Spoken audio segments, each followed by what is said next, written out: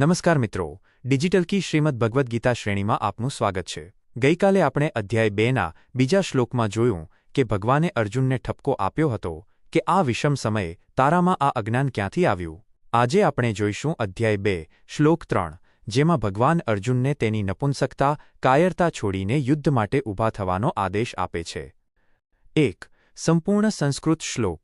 ક્લૈબ્યમ માં સ્મ ગમઃ પાર્થ નૈતત્વયુપપદ્યતે ક્ષુદ્રમ હૃદય દૌર્બલ્યમ ત્યક્તવોત્તિષ્ઠ પરંતપ। 3.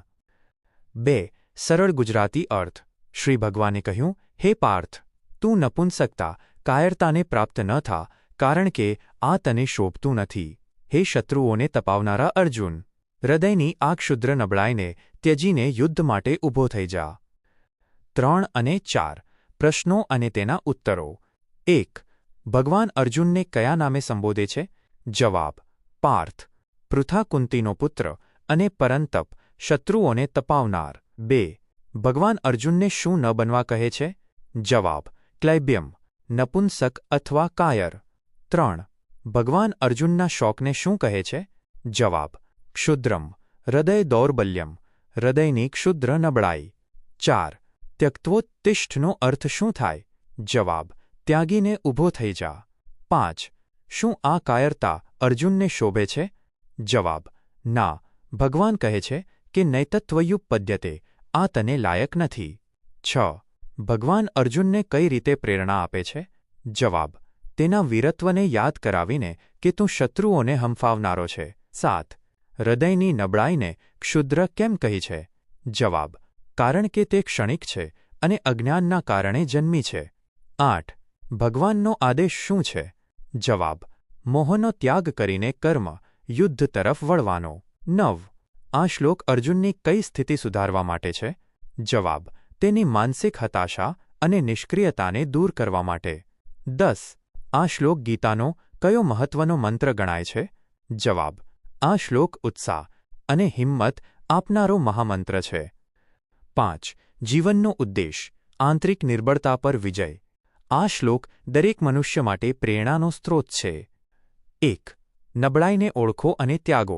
જીવનમાં જ્યારે મુસીબત આવે છે ત્યારે આપણું મન કાયર બની જાય છે। આપણે બહાના શોધીએ છીએ। ભગવાન કહે છે કે આ હૃદયની નબળાઈ છે, તે બહારની પરિસ્થિતિ નથી પણ અંદરની મનોદશા છે। જીવનનો ઉદ્દેશ એ હોવો જોઈએ કે આપણે આપણી નબળાઈઓને જ્ઞાનના બળથી હટાવી દઈએ। 2.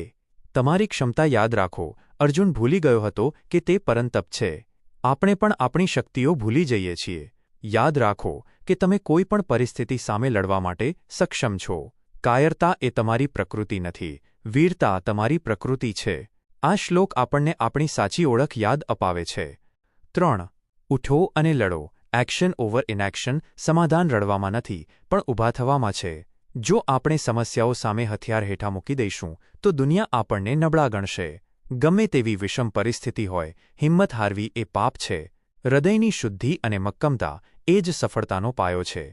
નિષ્કર્ષ: રડવાનું છોડો અને લડવાનું શરૂ કરો। નબળાઈ એ આપણને શોભતી નથી। શક્તિશાળી બનો અને તમારા કર્તવ્યના માર્ગે અડગ થઈને આગળ વધો। મિત્રો, આજના શ્લોકમાં ભગવાને અર્જુનને વીરતાનો પાઠ ભણાવ્યો છે।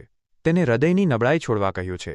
હવે પછીના શ્લોકમાં આપણે જોઈશું કે શું અર્જુન આ ઠપકાથી સમજી જાય છે કે તે હજી પણ ભીષ્મ અને દ્રોણ સામે લડવા માટે નવી દલીલો કરે છે? ડિજિટલ કી સાથે જોડાયેલા રહો। આવતીકાલે ફરી મળીશું રાત્રે 8 વાગ્યે। જય શ્રી કૃષ્ણ।